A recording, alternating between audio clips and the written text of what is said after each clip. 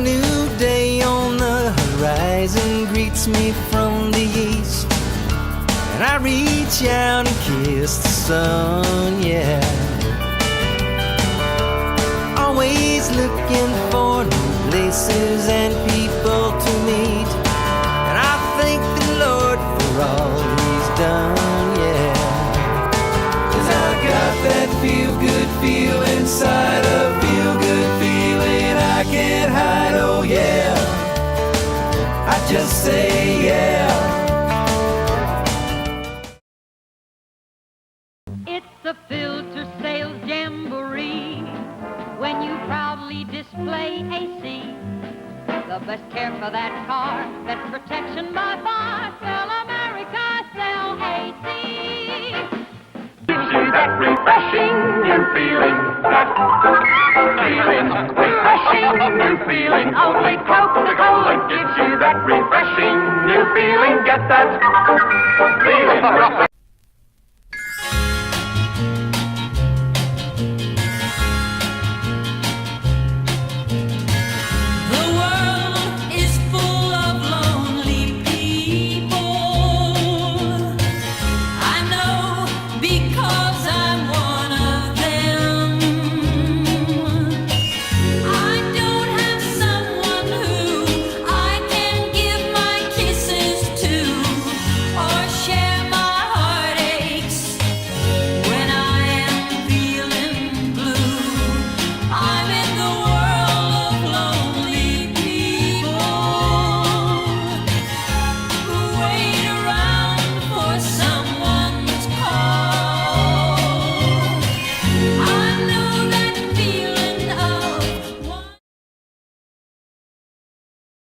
Hello everyone, Michael Zane, Trusty here with you, the traveling singing preacher.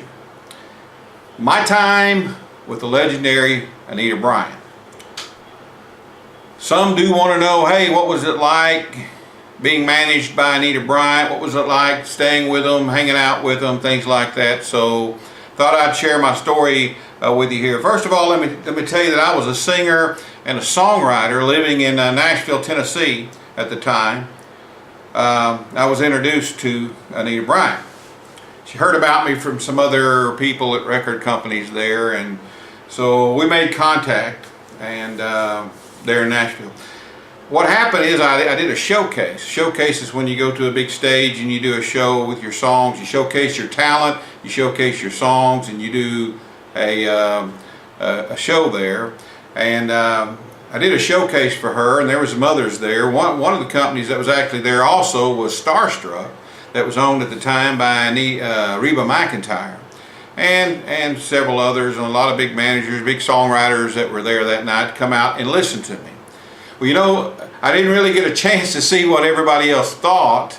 I wasn't contacted because just a few short days later, I was in Anita Bryant's office. Actually, she liked my singing and she liked my songwriting so much that we made deals, and she signed me to a 5-year contract, management contract with her and ABI, Anita Bryant Incorporated. So that came on pretty quick.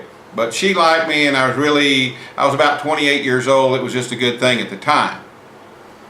But I had a real close relationship with Anita, and I got to hang out at their house a lot in Nashville, and I moved with them to Eureka Springs, Arkansas. Stayed with them a while. You know, a lot of folks came down on Anita in a real bad way. Back in the 70s, it was the gay thing that she come out against, and it was all the way to the theater problems they had in Branson and other places. But I wasn't with them at that time, so I don't know much about that. I want to say this in defense of Anita. She was one of the most kind-hearted folks I knew. One of the most kind-hearted women that I knew that had been around. She was just down to earth. What you see is what you get with her.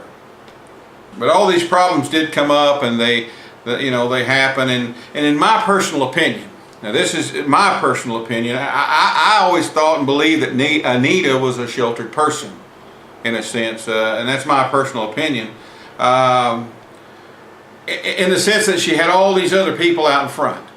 You know, she had, whether it was lawyers or entertainment people or management or husbands, whoever it was, she had all these front people out, and they were setting things up for her. You know, whether they were setting a stage up for a show or setting concerts up or tour dates or commercials, television stuff, whatever it was. These front people would come up and they would make everything ready, and they'd go back to Anita and say, okay, Anita, we're going to do this, we're going to do that, and we're going to do this. And Anita said, okay, I'll go practice, we'll get ready for it, you know. And this is the way they would say, this is the way I think you need to handle this or that, and, you know, she would do it.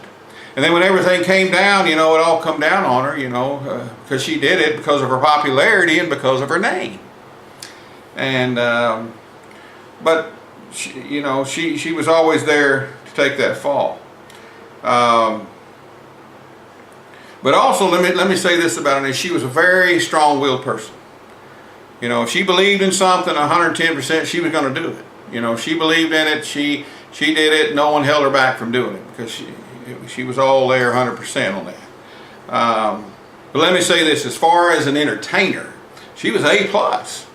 I mean, she was a very talented person. She was an A+ entertainer, a songwriter, singer, actress. She had it all. You know, she's a complete package. I mean, had everything right. She wouldn't stop until she got everything right. I remember the time we were in, I was in Nashville. We're going to do some shows at the Opryland hotel there, and I'd go over to her house at night, and we'd practice. I mean, I think it was 7 nights a week. It felt like it, and she'd have a set of songs, and we'd go over those songs over and over, maybe 1,000 times. It was what it felt like for a 28-year-old guy, you know, to go over. I thought, well, we have these right, but she was always critiquing and wanting to go over these things another time and another time. Let's do it one more time. But it really felt that way to me. I really believed Anita Bryant and her talent and God is what helped her through everything. I mean, it's got her through all that stuff, and I always wished her well and wish her well to this day, you know, because she's a very good person, and I always felt like she was just another neighbor from Oklahoma. Just a good person.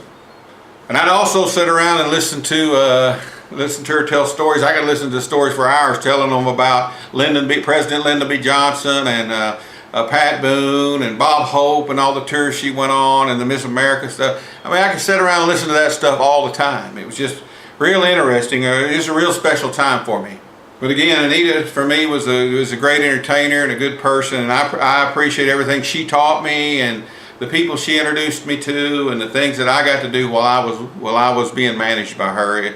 It was just a great time in my life. And again, I wish her nothing but the best, and I always have. And again, she's just a good old Oklahoma, an Okie, as we would say, an Okie person, from an Okie to an Okie, that, you know, just a good person, just a girl next door. And I really appreciate it. Folks, I really do appreciate you tuning into my channel. That was my time with Anita Bryant.